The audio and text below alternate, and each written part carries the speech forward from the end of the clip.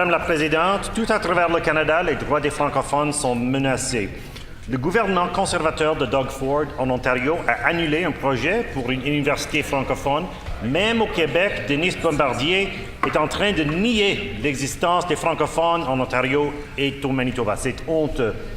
Ce samedi, à midi moins le quart, à l'hôtel de ville de Saint-Boniface, il y aura un ralliement de solidarité avec les Franco-Ontariens, organisé par l'Association étudiante de l'Université de Saint-Boniface et le Conseil jeunesse provincial du Manitoba.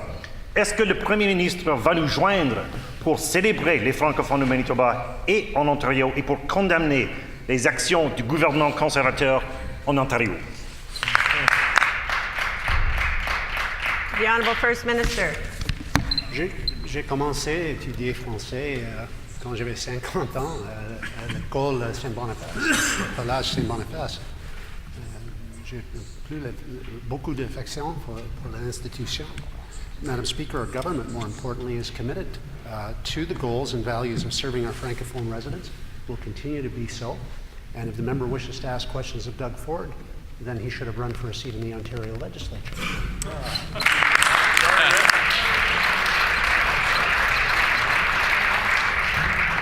The Honourable Leader of the Second Opposition on a supplementary question.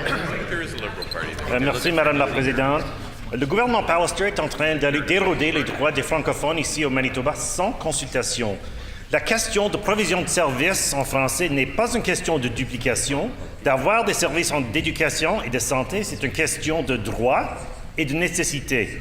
On a entendu que parfois des âgés qui étaient bilingues, qui souffrent de démence, perdent leur capacité de comprendre l'anglais. C'est essentiel d'avoir des infirmières et des travailleurs de santé qui savent parler français. Qu'est-ce que fait ce gouvernement pour améliorer les services de santé et l'éducation en français? Et est-ce que ce gouvernement a eu des réunions récentes avec la division scolaire franco-manitobaine? The Honourable First Minister. Merci pour la question, pour la demande. Le Manitoba serait une province plus sûre, plus forte, plus stable pour tous, Madame. Included in that, of course, is all our Franco-Manitoba population who depend upon good services, and we will continue to offer those. But if the member wants us to go backward in time to a time when there was an excessive amount of expenditure at the top of the organization and take money away from frontline services to support that excessively large top of the organization, as is implicit in his preamble, then he should state that position publicly, and we'll see if Manitobans like it or not. We don't, Madam Speaker. What we want to do is ensure that the frontline services people count on are there and that they're strengthened. That's going to be our focus.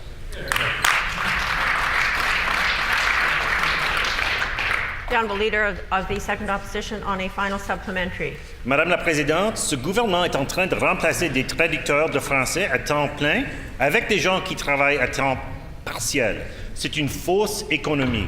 C'est un autre exemple où le gouvernement prétend que les compressions vont améliorer les services.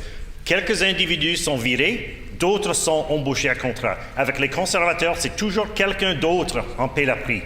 Ce gouvernement promet qu'ils vont réinjecter une partie des financements ainsi économisés en santé, en éducation, mais les faits donnent une version différente. On voit la compression sans investissement parce que ce gouvernement baisse les impôts pour les plus riches.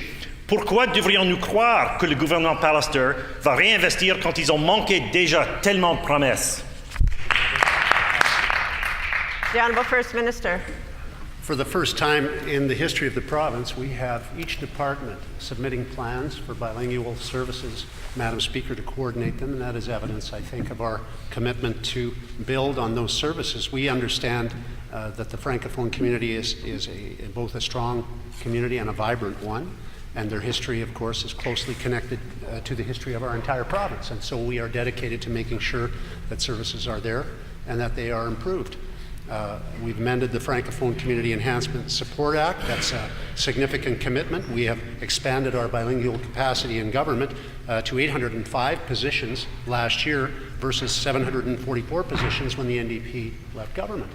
All of these improvements, Madam Speaker, are designed to achieve the goals which I believe the member shares with our government. And so I encourage him to support these changes because they are changes for the better.